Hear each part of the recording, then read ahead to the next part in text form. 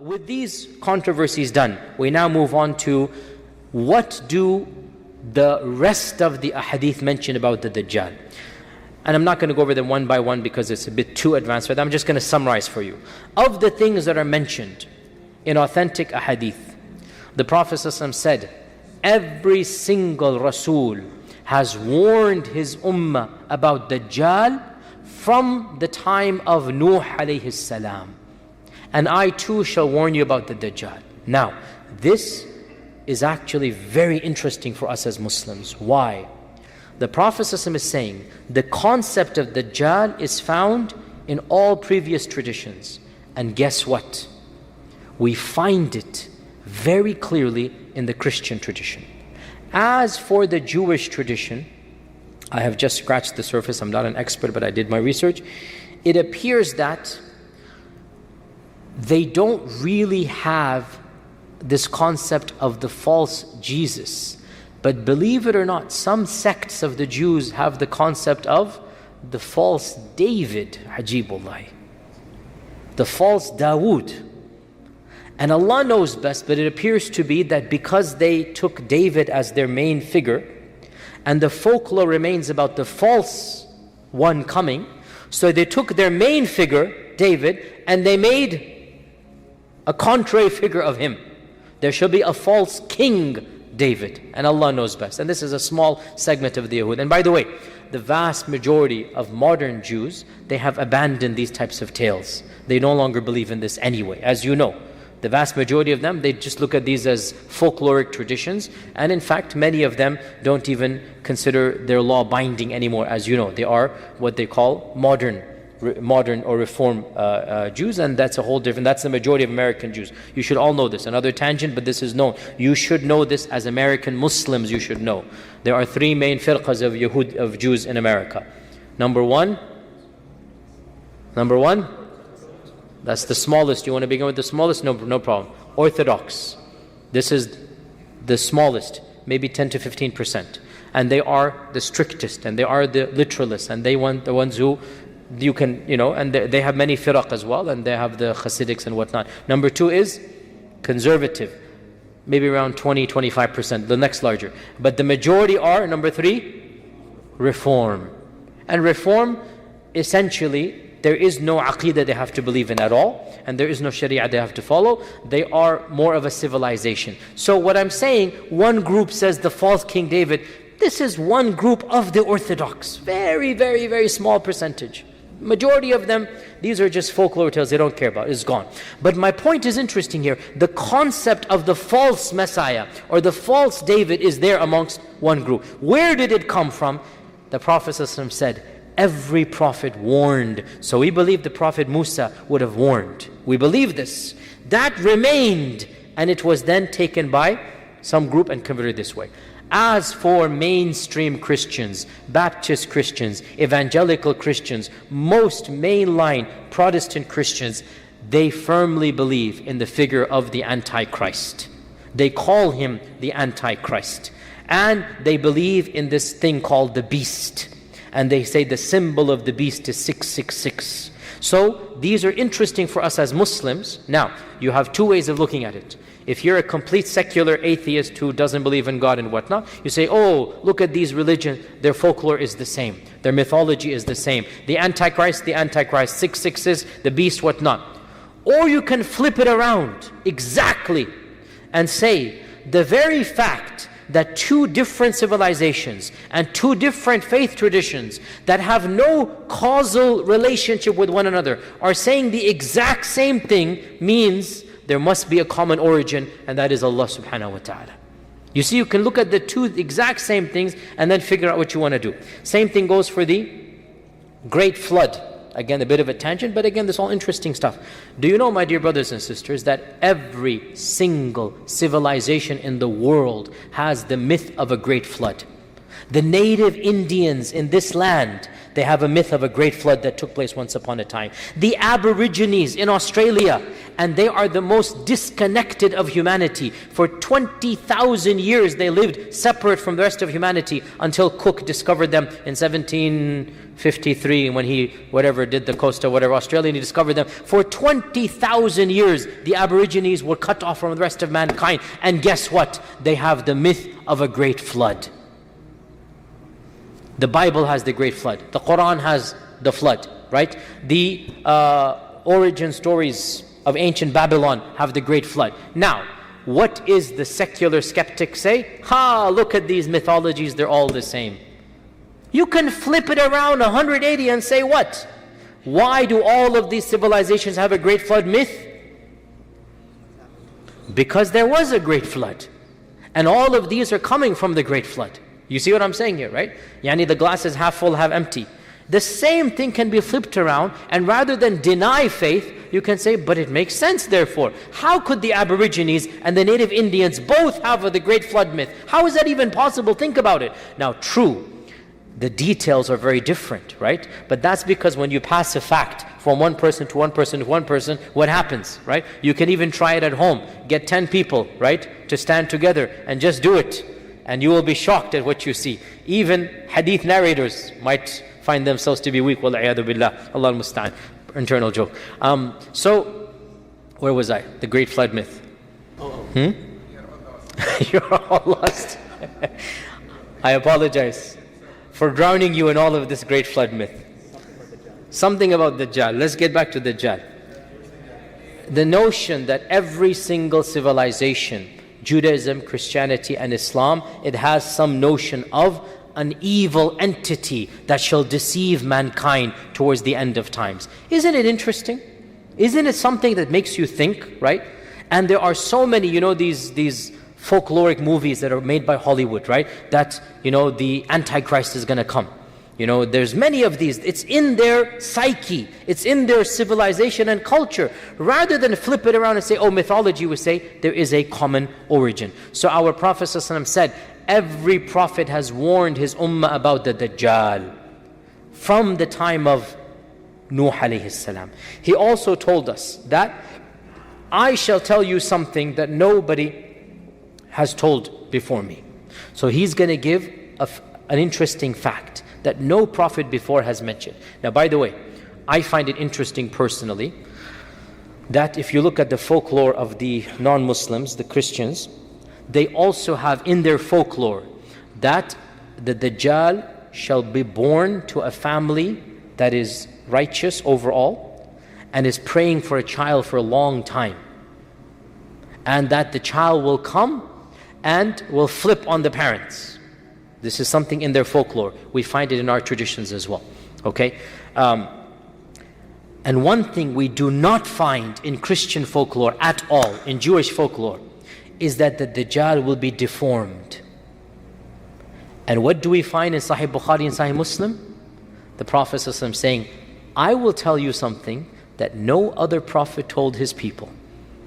The Dajjal will be deformed. Subhanallah. Look, do you guys understand what I'm saying here? You guys understand what I'm saying? Certain issues of the Judeo-Christian folklore matches with ours. This one thing that the Prophet ﷺ said, I am telling you, and no prophet before me told his people, is that he shall be born and one of his eyes is deformed. And guess what? That is not found in any of the Judeo-Christian folkloric tradition. Isn't that amazing? And this is a sign of Iman for us. Now, is it the right eye or the left eye? A huge controversy between our scholars, which is very little, not much of a fruitful discussion for us. Some ulama say both of his eyes are going to be, because I'll tell you what is the issue. Once again, authentic ahadith seem to potentially contradict. One hadith mentions his right eye will be like a grape. One hadith mentions left eye will be like fested, putrid. Does it mean that one of the narrators messed up and the Prophet either said right or left, or does it mean both eyes are messed up? Allah knows best.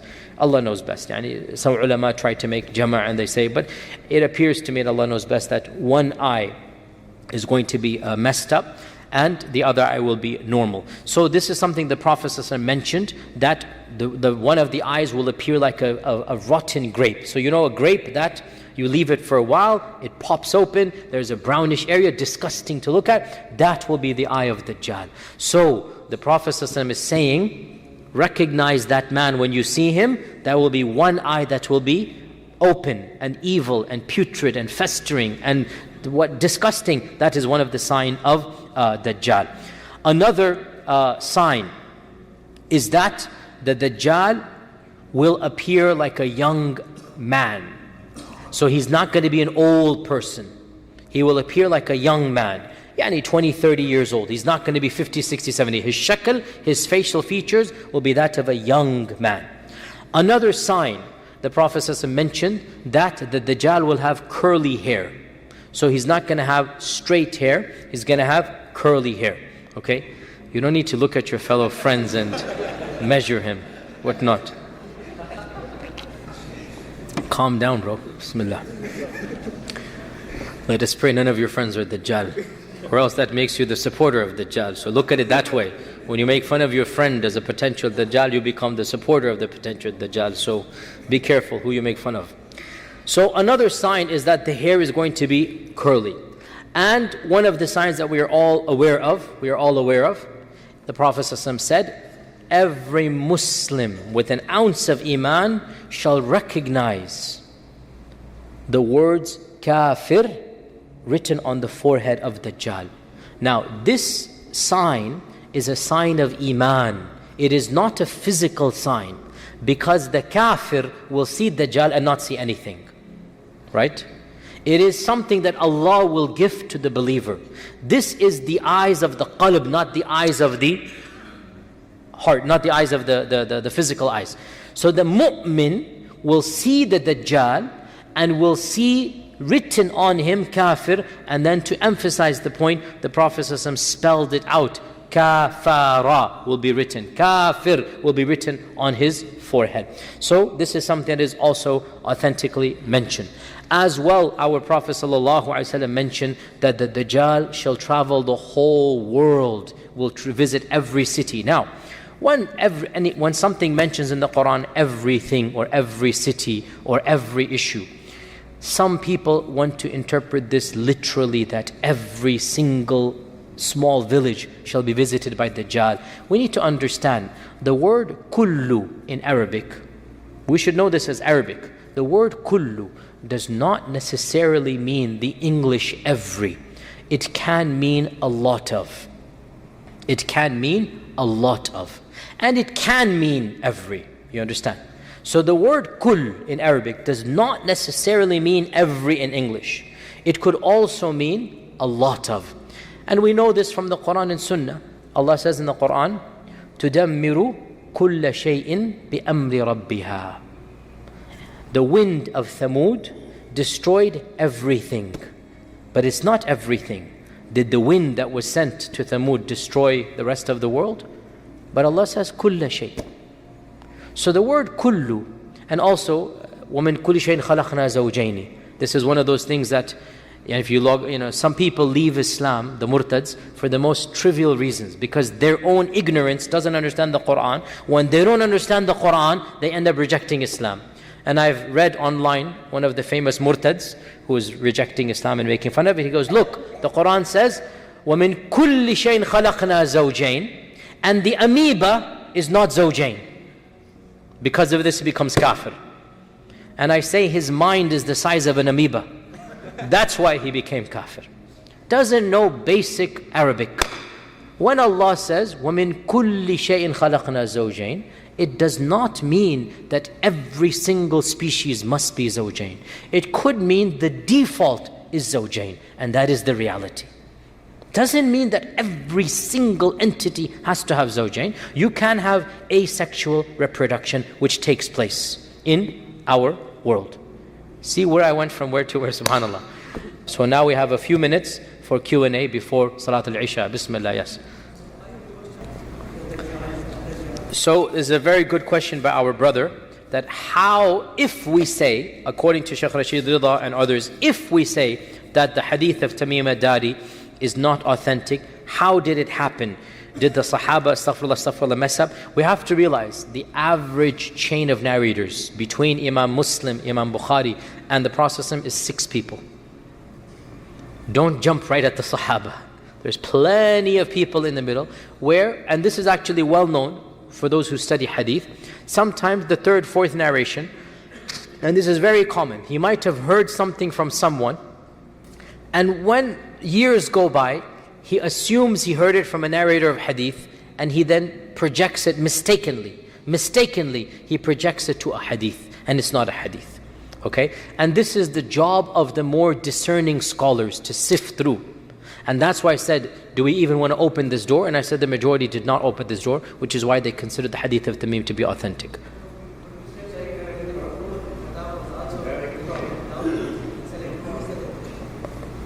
And no, not about, no, you get, Umar ibn Khattab was Ibn Sayyad, not Tamim al-Dari. No. Umar ibn Khattab radiallahu anh passed away very early on. We do not know how much he was monitoring Ibn Sayyad towards the end of his life. So Allah knows best. Umar ibn Khattab, he passed away as we know, in the 12th year of the Hijrah, 13th year of the Hijrah. Ibn Sayyad lived many years after this. So he himself was unclear. Because he was unclear, his children, Hafsa and Ibn Umar, were also unclear. But the majority of Tabi'un and later scholars realized, and Ibn Taymiyyah and others mentioned this, that there is no way that Ibn Sayyad could be the actual Dajjal.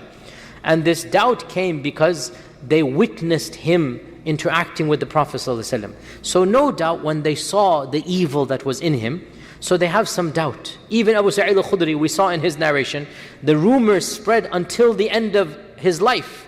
And even Abu Sa'id al-Khudri is like, I don't know what to do with this guy. So those things, we have to understand that the doubts of the Sahaba Ibn Sayyad were a temporary one because of that time frame. You understand what I'm saying here? Once situation goes on and it's clear that had he been that actual Dajjal, he wouldn't have done all that he had done. So then we can now verify and say he was not that big Dajjal, he was one of the minor Dajjals. Sisters, any questions? Back to the brothers. Yes, Bismillah. Do we just mention? Oh, Ibn Sayyad. No. The Prophet ﷺ did not see Ibn Sayyad having kafara on him. Also, Ibn Sayyad was a child in the time of the Prophet ﷺ. And the doubt was, is he going to grow up and become that Dajjal? Right? So, from the traditions we learn that the Dajjal will grow up in a regular household. And he will become Dajjal in a day. Like Hafsa said, something will happen to make him angry. Then something's going to happen and then the Dajjal will appear out. Before that, he's just an evil person. So this is the doubt. Was this Ibn Sayyad that evil person? No, the minor Dajjals are not going to have kafara and they're not going to have a'war. No. Why did they think? But they were worried Ibn Sayyad might become the Dajjal. And when he becomes Dajjal, kafir will appear. When he becomes Dajjal, all of the signs are going to come. They will show. That was the issue, okay? Assalamu alaikum wa rahmatullahi wa barakatuh.